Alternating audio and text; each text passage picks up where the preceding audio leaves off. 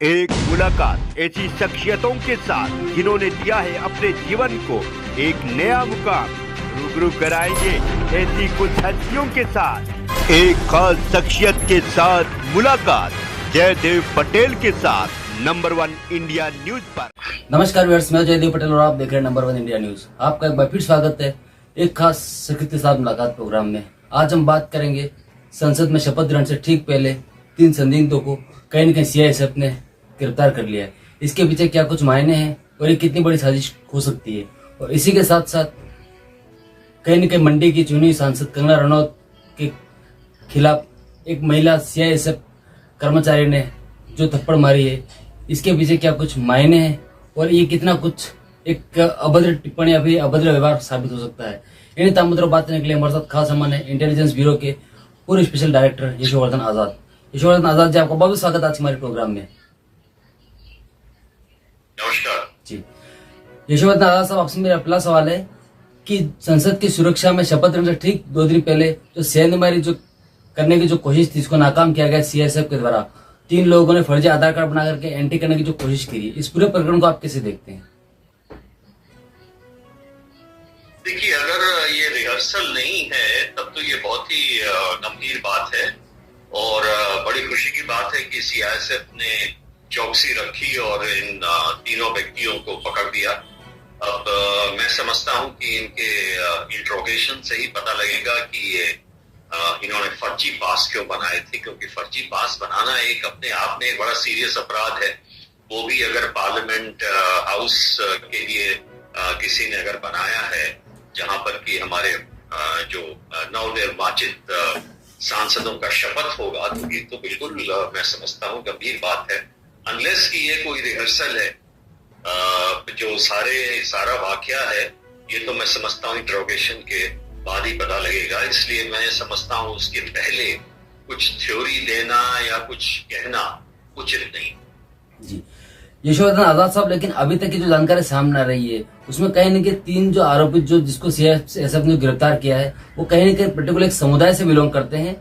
और इसके पीछे क्या कुछ आपको लगता है कि एक दूरदृष्टि, एक माहौल बिगाड़ने की कोशिश हुई, इस तरीके का माहौल भी एक क्रिएट करने की कोशिश की, जिसके तहत इस तरह की कोशिश उनके द्वारा की गई अंदर घुसने की? मैं समझता हूँ यार कुछ भी हो सकता है। उनके पास से कोई हथियार वगैरह शायद नहीं मिले हैं जी। सिर्फ पास जो है वो फर्जी है।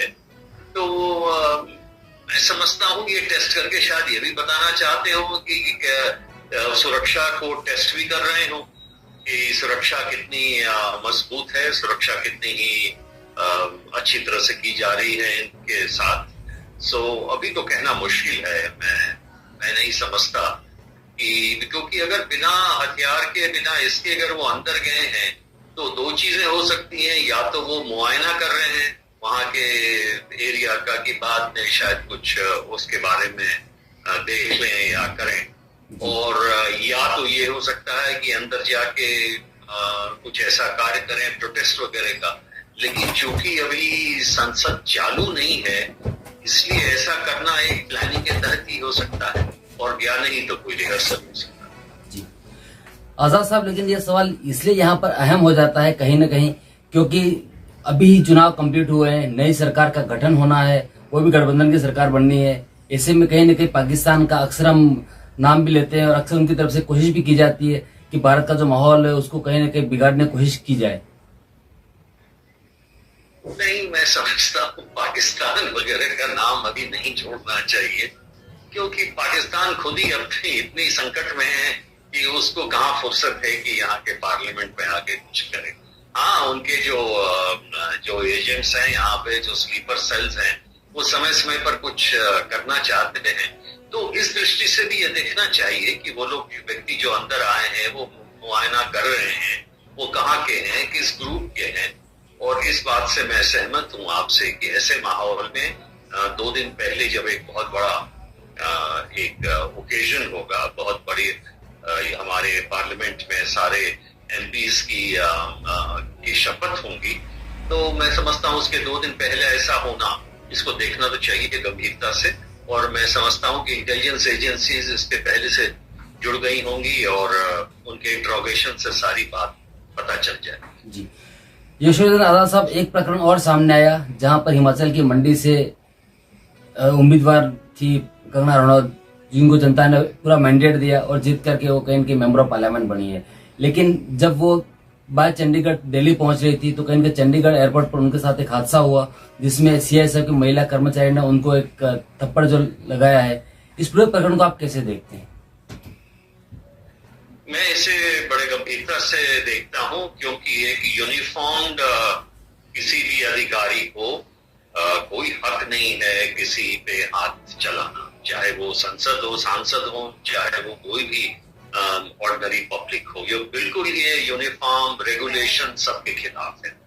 मैं इस बात को समझता हूं कि वो जो महिला कांस्टेबल है वो मन से आहत थी, क्योंकि कंगना जी ने शायद कुछ ऐसे बयान दिए थे किसानों के का जब मोर्चा हुआ था इन महिलाओं के बारे में, और उन्होंने शायद वो बयान वापस भी ले लिया था। लेकिन जो कुलविंदर जो महिला कांस्टेबल है उनकी माताजी खुद इस पे बैठी थी, मोर्चे पे बैठी थी, तो जाहिर है कि उनके मन को काफी आघात मिला था और उससे आवेश में आके उन्होंने कंगना जी को थप्पड़ मार दिया। थप्पड़ नहीं मारना चाहिए था। लेकिन मैं ये बात भी कहूंगा कि राजनीतिज्ञों को बराबर तैयार रहना चाहिए कि चाहे पब्लिक की तरफ से उन्हें प्रशंसा मिले या क्रिटिसिज्म मिले, या तो इसलिए मैं तो कुछ मुख्यमंत्री भी ऐसे रहे हैं, और बिहार का वाकया मुझे मालूम है। जब वे गए थे एक इलाके में तो उनके गाल पे कोलतार लगा दिया गया था और उस सीएम ने उस व्यक्ति को छोड़ दिया, कोई केस नहीं रजिस्टर कराया।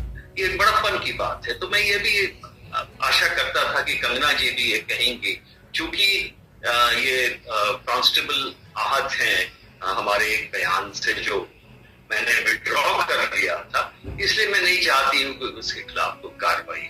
सो दोनों तरफ से थोड़ा संयम जरूर बरतना चाहिए था। ये बिल्कुल गलत है, बिल्कुल ही गलत है यूनिफॉर्म्ड अफसर का किसी भी को थप्पड़ मारे, लेकिन एक पॉलिटिशियंस को भी बड़ा होना चाहिए दिल से और उन्हें छूना चाहिए। यशोधन आजाद साहब, आपने हमारे समय निकाला, महत्वपूर्ण जानकारी हमारे साझा करें, उसके लिए आपका बहुत बहुत धन्यवाद।